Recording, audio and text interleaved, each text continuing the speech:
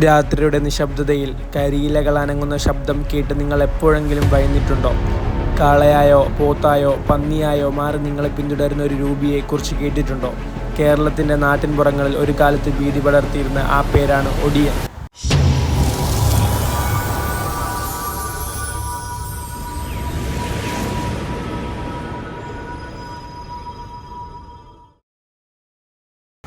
എല്ലാവർക്കും നമസ്കാരം. നമ്മൾ ഇന്ന് സംസാരിക്കാൻ പോകുന്നത് കേരളത്തിലെ ഏറ്റവും ഭയാനകമായ മിത്തുകളിൽ ഒന്നായ ഒടിയനെക്കുറിച്ചാണ്.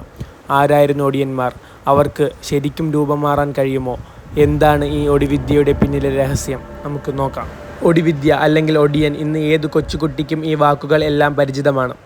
എന്നാൽ കഥകളിലും മിത്തുകളിലും കേട്ടതുപോലെ എന്താണ് ഒടിയൻ, എന്താണ് ഒടിവിദ്യ എന്ന് നിങ്ങൾക്കറിയാൻ ആഗ്രഹമില്ലേ?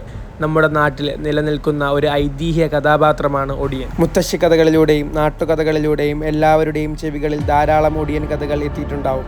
പഴങ്കഥകളിൽ പറയുന്നത് പോലെ കാളയായും പോത്തായും നരിയായും എല്ലാം ഒടിയൻ വേഷപ്രച്ഛന്നനായി ആളുകളെ ഇരുട്ടിൻ്റെ മറവിൽ ഭയപ്പെടുത്തുന്നു. എന്നാൽ ഇതിന് പിന്നിൽ ധാരാളം കഥകളും ഐതിഹ്യങ്ങളും നിലനിൽക്കുന്നുണ്ട് എന്നതാണ് സത്യം. പാണൻ, പറയൻ തുടങ്ങിയ താഴ്ന്ന സമുദായങ്ങളിൽപ്പെട്ടവരാണ് ഒടിയനായി മാറിയിരുന്നത്. ഒടിവിദ്യയ്ക്ക് ഇന്നും ശാസ്ത്രീയമായ അടിസ്ഥാനമില്ലെങ്കിൽ പോലും നമ്മൾ കേട്ടുശീലിച്ച കഥകളിൽ നിന്ന് പലരും വിശ്വസിക്കുന്നുണ്ട് ഒടിയനും ഒടിവിദ്യയുമെല്ലാം